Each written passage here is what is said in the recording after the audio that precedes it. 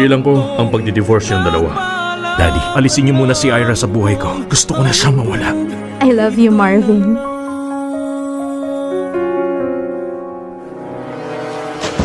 From the first and true home of Asian novellas, Yung asawa mong tinapon mo, hindi na siya makakabalik.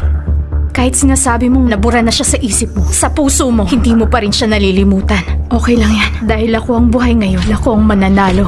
ang mukhang niloko mo noon. Ira! Sino ka ba?